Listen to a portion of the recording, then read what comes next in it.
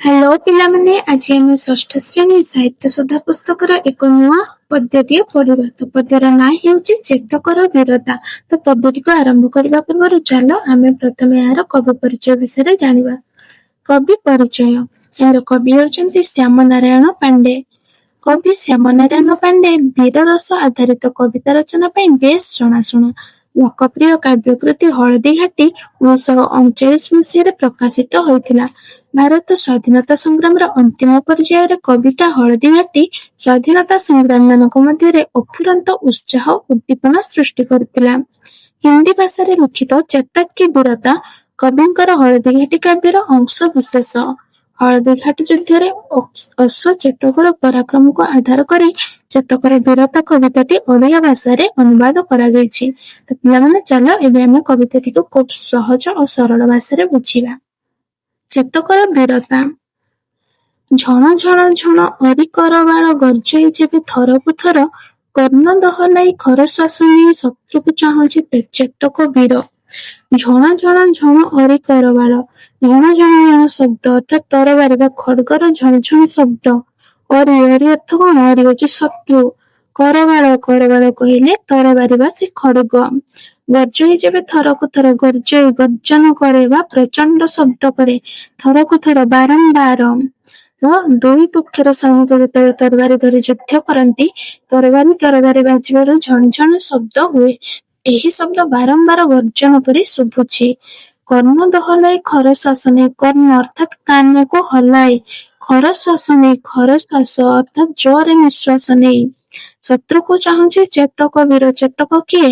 ନା ଚେତକ କିଏ ଥିଲେ? ନା ଚେତକ ମହାରାଣା ପ୍ରତାପଙ୍କ ବୀର ଘୋଡା, ତାର ନାଁ ଚେତକ। ତ ଚେତକ ତାର କାନ ହଲାଇ ଜୋରରେ ନିଶ୍ୱାସ ନେଇ ଏବଂ ନିର୍ଭୟ ଭାବରେ ସାହସର ସହିତ ଶତ୍ରୁକୁ ଚାହିଁଛି। ରାଣାଙ୍କ ଚେତକ ବିଜୁଳି ଚମକ, ଲକ୍ଷ୍ୟ ଯାହାର ଶତ୍ରୁର ମତି। ରାଣାଙ୍କ ଚେତକ। ରାଣା କିଏ ଥିଲେ? ରାଣା ହଉଛନ୍ତି ମହାରାଣା ପ୍ରତାପ। ଚେତକ ବିଜୁଳି ଚମକ ଅର୍ଥାତ୍ ବିଜୁଳି ପରି ଦ୍ରୁତ ଓ ଉଜ୍ଜ୍ୱଳ। ଲକ୍ଷ୍ୟ ଯାହାର ଶତ୍ରୁର ମତି, ଲକ୍ଷ୍ୟ ଉଦ୍ଦେଶ୍ୟ ଯାହାର ଶତ୍ରୁର ମତି କହିଲେ ଏଠାରେ ଶତ୍ରୁର ଯୋଜନାର ଶକ୍ତି। ତ ପିଲାମାନେ, ଏଠାର କବି ଚେତକର ଗତିକୁ ବିଜୁଳିର ଚମକ ସହିତ ତୁଳନା କରିଛନ୍ତି। ଏହାର ଅର୍ଥ ହେଉଛି ଚେତକ ଅତ୍ୟନ୍ତ ଦ୍ରୁତ ଓ ଚଞ୍ଚଳ ଥିଲା। ଯୁଦ୍ଧ କ୍ଷେତ୍ରରେ ସେ ମହାରାଣା ପ୍ରତାପଙ୍କୁ ନେଇ ବିଜୁଳି ପରି ଶତ୍ରୁଙ୍କ ଉପରେ ଆକ୍ରମଣ କରୁଥିଲା। ତାର ଏକମାତ୍ର ଲକ୍ଷ୍ୟ ଥିଲା ଯେ ଶତ୍ରୁଙ୍କୁ ପରାସ୍ତ କରିବା ଏବଂ ସେମାନଙ୍କ ଶକ୍ତିକୁ ଭାଙ୍ଗି ଦେବା।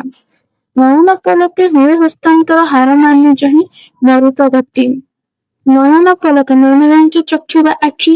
ନୟନ ପଲକ ଅର୍ଥାତ୍ ଆଖି ପଲକ ପଡିବା ମାତ୍ରେ ହୁଏ ସ୍ଥାନାନ୍ତର କହିଲେ ଗୋଟିଏ ସ୍ଥାନରୁ ଅନ୍ୟ ସ୍ଥାନକୁ ଚାଲିଯିବା। ହାର ମାନେ ଯହିଁ ମରୁତ ଗତି, ମରୁତ ଅର୍ଥାତ୍ ପବନର ଗତି ବା ବେଗ। ଚେତକ ଏତେ ଦ୍ରୁତ ଦୌଡୁଥିଲା ଯେ ଆଖି ପଲକ ପଡିବା ମଧ୍ୟରେ ସେ ସ୍ଥାନ ବଦଳାଇ ଦଉଥିଲା। ତାର ବେଗ ଏତେ ଅଧିକ ଥିଲା ଯେ ପବନ ମଧ୍ୟ ତା ସହ ତୁଳନା କରିପାରୁନଥିଲା ଓ ହାର ମାନୁଥିଲା। ବୁଝିଗଲା? ତ ଚାଲ ନେକ୍ସଟ ଦେଖିବା। ଆରହି ଆଖିର ଇସାରାକୁ ବୁଝି କ୍ଷିପ୍ର ତୀରେ ପ୍ରାୟ ସମରେ ପଶି। ଆରହି ଅର୍ଥାତ୍ କଣ? ଆରୋହୀ ଯିଏ ଘୋଡା ଉପରେ ବସିଥିବା ବ୍ୟକ୍ତି। କିଏ? ନା ସେ ମହାରାଣା ପ୍ରତାପ। ଇସାରାକୁ ବୁଝି, ଇସାରା ଅର୍ଥାତ୍ ସଂକେତ। କ୍ଷିପ୍ର ଅତି ଦ୍ରୁତ।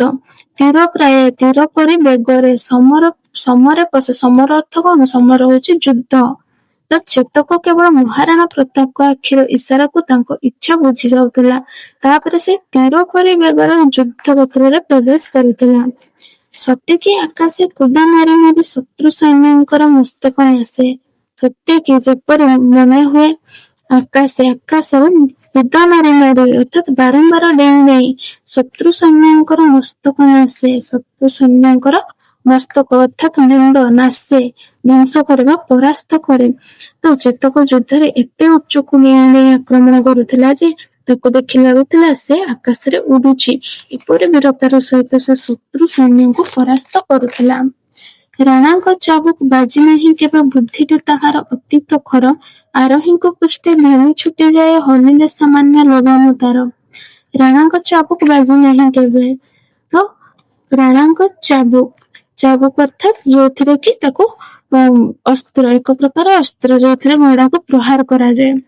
ତ ଯେତକ ଏତେ ବୁଦ୍ଧିମାନ ଥିଲେ ଯେ ତାକୁ ଚଳାଇବା ପାଇଁ ମହାରାଣା ପ୍ରତାପଙ୍କୁ କେବେ ବି ଚାବୁକ ବ୍ୟବହାର କରିବାକୁ ପଡିନଥିଲା।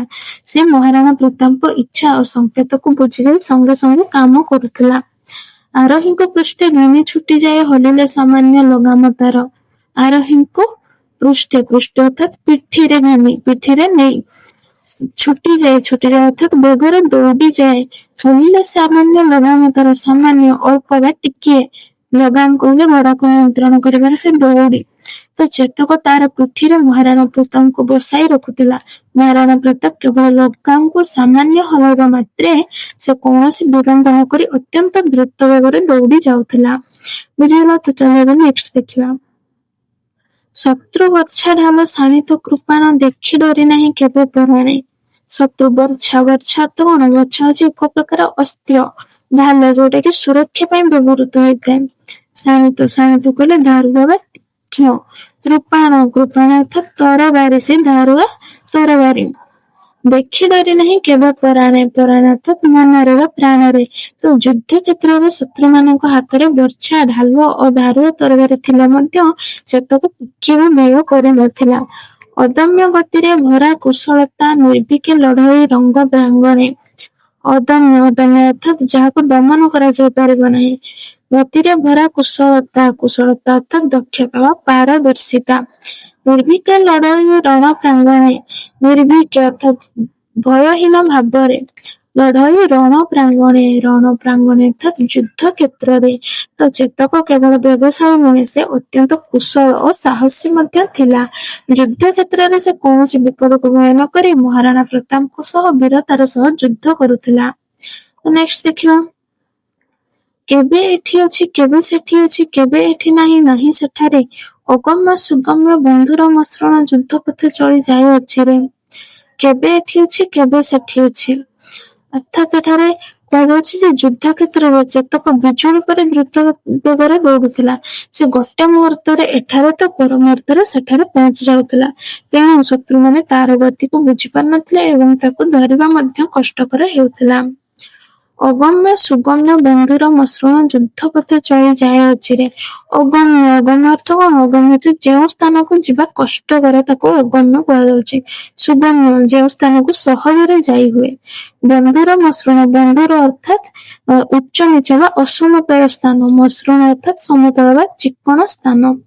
ଯୁଦ୍ଧ ପଥେ ଚଳି ଯାଉଅଛି ରେ, ଯୁଦ୍ଧ କ୍ଷେତ୍ରର ରାସ୍ତାରେ। ଚଳିଯାଏ ଅଚିରେ, ଚଳିଯାଏ ବା ଚାଲିଯାଏ, ଚଳିଯାଏ ଅର୍ଥ ଚାଲିଯାଏ। ଅଚିରେ କହିଲେ ସ୍ୱଳ୍ପ ସମୟ ମଧ୍ୟରେ ବା ଖୁବ୍ ଶୀଘ୍ର। ତ ଯୁଦ୍ଧ କ୍ଷେତ୍ରରେ ରାସ୍ତା କଷ୍ଟକର ହେଉ କି ସହଜ, ଉଚ୍ଚ ନିଚ ହେଉ କି ସମତଳ, କୌଣସି ବାଧା ଚେତକର ଗତିକୁ ଅଟକାଇ ପାରୁନଥିଲା। ସେ ଖୁବ୍ କମ୍ ସମୟ ମଧ୍ୟରେ ସବୁ ପଥ ଅତିକ୍ରମ କରି ମହାରାଣା ପ୍ରତାପଙ୍କୁ ସୁରକ୍ଷିତ ଭାବରେ ଆଗକୁ ନେଇଯାଉଥିଲା। କେବେ ଧାବମାନ ନଦୀ ସ୍ରୋତ ପ୍ରାୟ, କେବେ ତାର ଗତି ହୁଏ ସ୍ଥିର। କେବେ ବଜ୍ରଭରା ବେଳାହକ ସାଜି ବିଖଣ୍ଡିତ କରେ ଶତ୍ରୁର ଶିର। କେବେ ଧାବମାନ ଅର୍ଥ କଣ?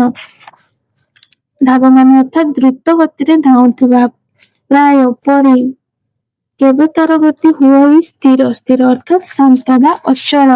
ଏଠାରେ କୁହାଯାଉଛି ଯେତେବେଳେ ଦ୍ରୁତ ଗତିରେ ଦୌଡ଼ିବାର ଆବଶ୍ୟକତା ପଡୁଥିଲା, ଚେତକ ନଦୀର ପ୍ରବଳ ସ୍ରୋତ ପରି ଜୋରରେ ଦୌଡୁଥିଲା। ପୁଣି ଯେତେବେଳେ ଧୀର ଚାଲିବା କିମ୍ବା ଅଟକିବାର ଆବଶ୍ୟକତା ହେଉଥିଲା, ସେ ତୁରନ୍ତ ନିଜ ଗତିକୁ ନିୟନ୍ତ୍ରଣ କରି ସ୍ଥିର ହୋଇଯାଉଥିଲା। କେବେ ବଜ୍ର ଭରା ବେଳାହକ ସାଜି ବିଖଣ୍ଡିତ କରେ ଶତ୍ରୁର ଶିର।